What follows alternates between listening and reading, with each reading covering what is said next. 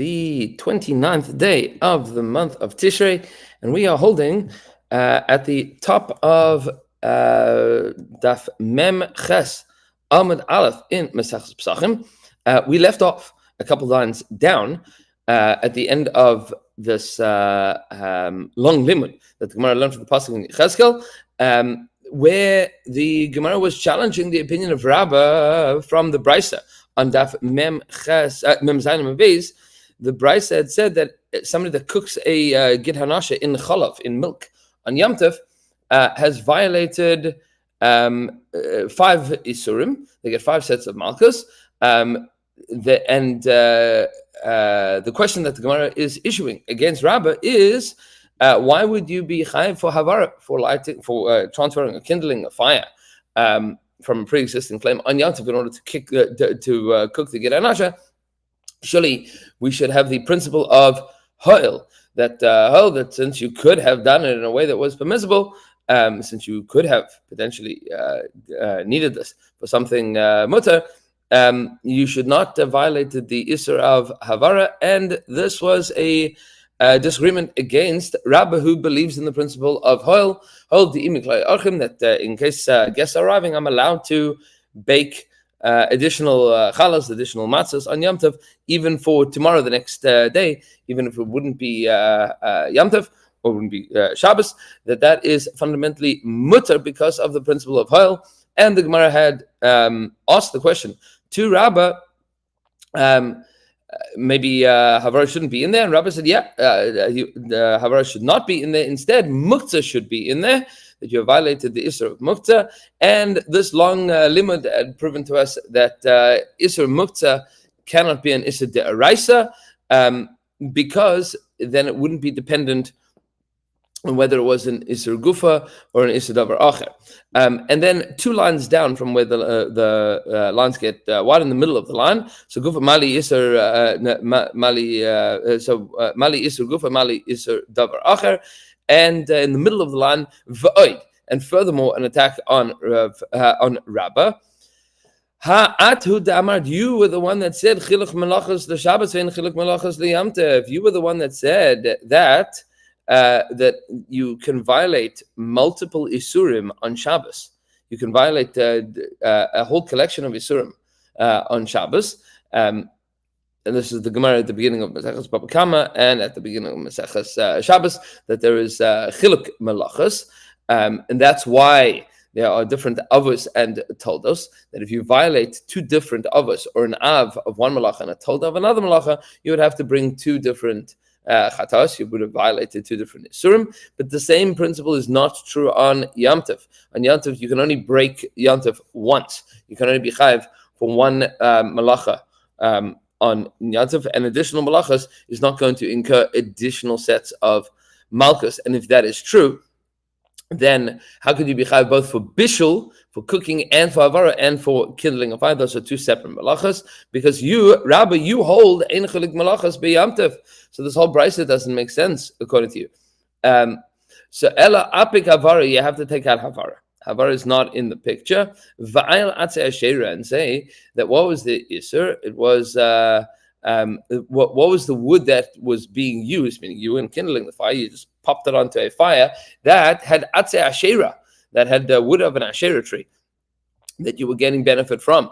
And the iser deraisa of this is v'lo yidbak biyadcha meuma. None of this chirim, none of this thing that is that is destroyed for Avodah Zarah. This is talking in the context of an Iran Nidachas, a city of idol worshippers. The whole city is destroyed. Lo yidbak biyadcha meuma, min achirim, that you're not allowed to have anything from this from the spoils of the Iran Nidachas. It's an Issa D'Oraisa to get any benefit from Avodah Zarah. That would be the issue. So Amar Le Rav Achabar de Rav Le Abaye. So Rav Achabar de Rav says to Abaye, it cannot be that is the additional issue here, because then you've gone a little too far. Why? It says V'nilki nami mishum lo savit toeva al beisecha. Then you would be chayav not just for using it, but also for taking possession of it. There is an issue of bringing Avodah Zarah into your house, and were it to be that a person were to have set up a fire fall Yantav with an Asherah, and then they were going to be burning on that fire. So then you'd be chayiv mishum lo savi toivel beisecha, and that would be chayiv. In addition, you would have 6 sets of malchus, not 5. That would be one more than the brisa. So rather, it must be that the isser is not the isser of havara, but it is that a person used atzei hektish, a wood that belonged to the Beis Hamikdash. And what's the isser rice of using that?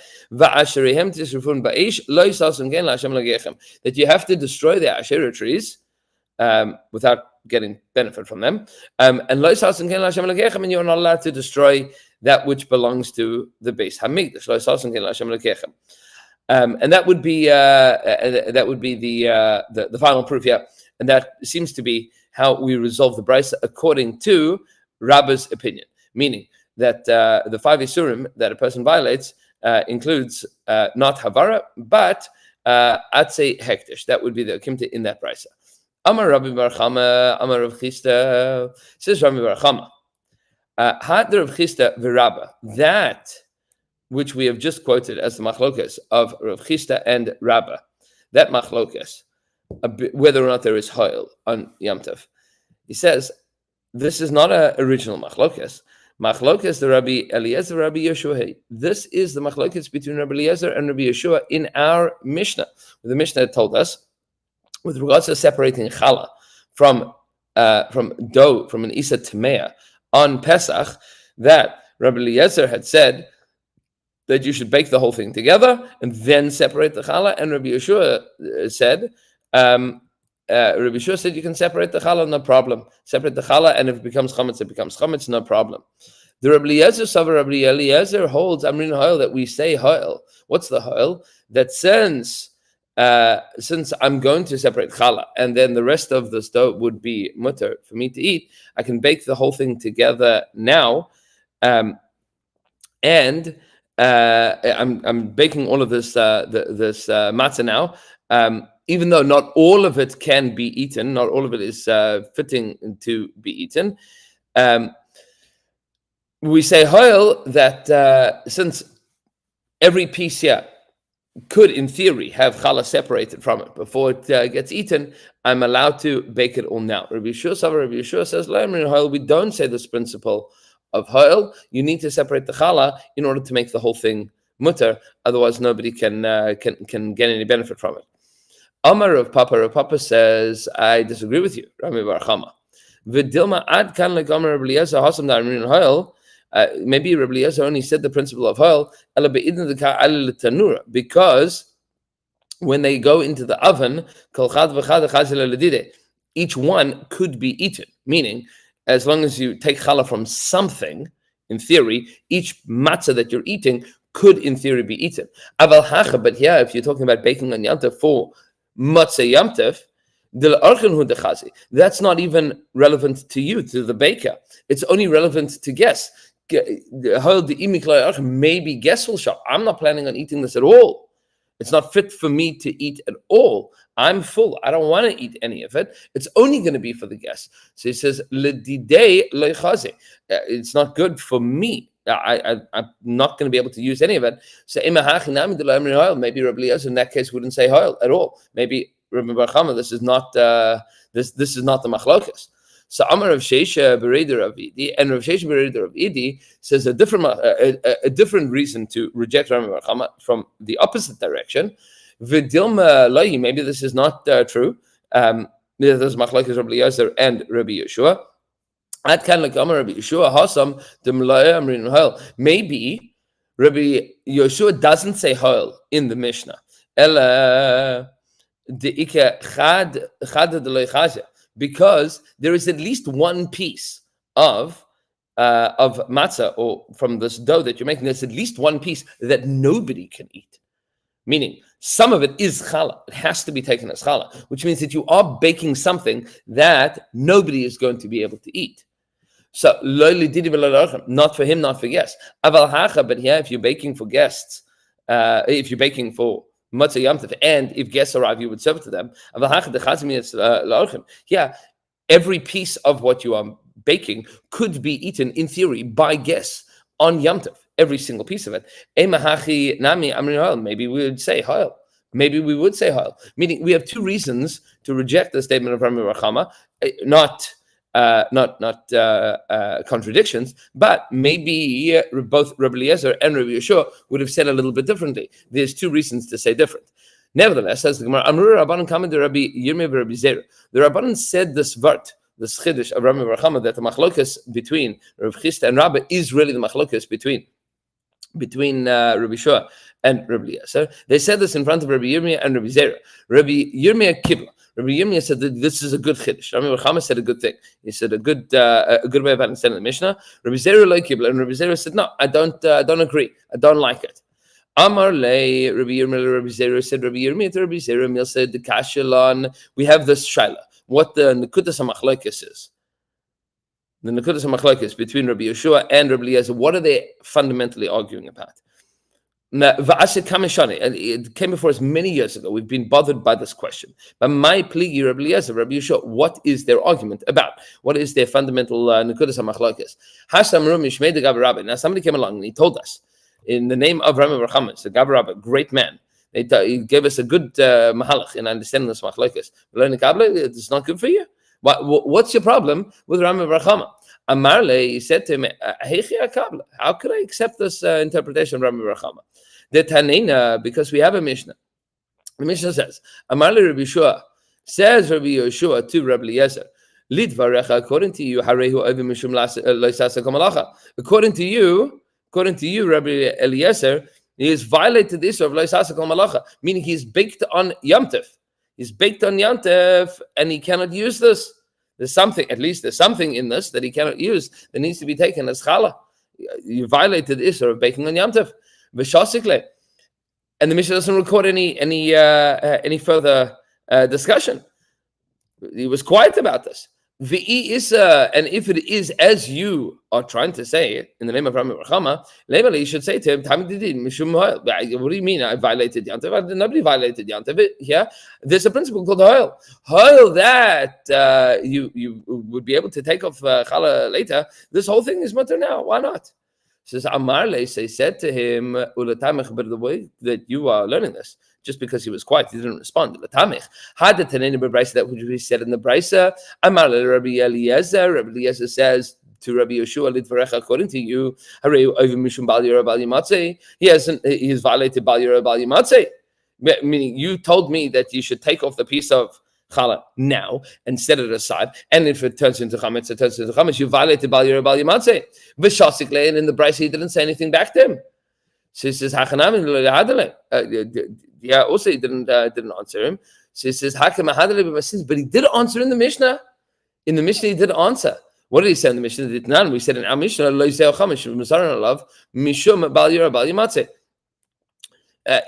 Mishnah, he responded to him that this isn't an Isra Bal Yira Bal Yimatzeh of owning chametz, because the Torah didn't prohibit you from owning this chametz, because this chametz belongs to the Kohen and is going to be destroyed. The fact that he was quiet in the Braisa, he answered him in the Mishnah. So maybe you could say also, maybe it's true that Rabbi Eliezer was quiet in the Mishnah. Maybe he did respond to him in another place. Meaning, don't assume that the non-response of the non-recorded response in a Mishnah or in a Braisa tells me that there was no response. Meaning, what do you mean Rabbi Eliezer should have said Hoil? Maybe he did say Hoil. Maybe it's just not recorded that he said Hoil. And Rabbi Yehuda Nasi, when he was writing the Mishnah, didn't include this opinion. But the reason is there. So this Lich'or gives us inconclusive whether or not we hold of Rami Rachama. Maybe we do, maybe we don't. We have two reasons in the Gemara. From Rav Shesha and from and from Rav Papa to say maybe that we can't extend the machlokas to about Hoil to our Mishnah, and we have Rabbi Yirmiyah that says it's a good mahalach, and Rav Zera that says not a great mahalach, and the question of whether or not there was actually a response by Rabbi Eliezer, we don't know. Tanya, we have a brayso as follows. Rabbi Yomi says, how do we paskin? Halacha Rabbi Eliezer. We paskin like Rabbi Eliezer. We paskin like Rabbi Eliezer that you bake all of the challahs together, and once you bake all of the challahs, together, and then you take off the and then you take off challah. You take off the challah, but you don't call it challah. You don't call it challah. You bake all of them together, and then you deal with it afterwards. And Rabbi Yitzchak says halacha ke ben Beseira, that halacha follows the opinion of ben Beseira, who had said in the Mishnah, going back to what the Mishnah had told us. Ben Beseira had said, also within the opinion of Rabbi Eliezer, that Ben Beseira, hold on here, where was the Mishnah? Talmud him back, sorry.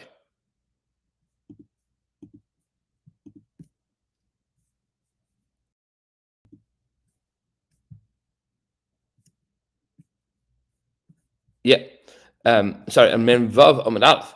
The Mishnah said, Ben Beseira had said, Tatil B'tzonin, that the best way to do it is to separate it when it is cold, and that way it ensures that it doesn't turn into chametz. And that was the machlokes is how to pass in here. Now the Gemara asks the question: V'kamar shir isa? How much dough is the amount of dough that you are allowed to bake on, that you're allowed to knead on Pesach together? Meaning, you want to know how much dough can you make on Pesach together before you are concerned that it's going to turn into chametz. Rabbi Yishmael ben Oshel, Rabbi Yochanan ben Beroka, Rabbi Yishmael, the son of Rabbi Yochanan ben Beroka, tells us bechitin with regards to wheat, kabin. So you can use 2 kav. B'sa'orin shloisha kavin. When it comes to barley, you can make 3 kav. That's the measurements. Reb Nassan, Rabbi Eliezer, and Reb Nassan said in the name of Rabbi Lazar, Chiluf hadvarim, it's the other way around. It's the other way around. It is 3 for wheat and 2 for barley, because barley is going to become chametz quicker. Didn't we have a brayso? Rabbi Shimon ben Yochai, Rabbi Yochanan ben Beroka, Omer bechitin shloishes kavim sa'erin arba kabin. That machlokes, or a contradiction, that with regards to wheat, shloishes kabin, that it is 3 kav. Sa'erin arba kabin, and when it comes to barley, you can make 4 kavin. Says the Gemara, no, lo kasha ha be chasichasa ha be ma'aliyasa. It depends on the quality of the grain. With low quality grain, you can do do more, meaning you can need more of it. You can make more dough. And when it comes to better grain, you can do less. Why? Because there's more shaft. There's more of the garbage, non-fermenting, non-chametzable entities in lower quality grain. Amar Papa says, Shmamina, and here's some math for you.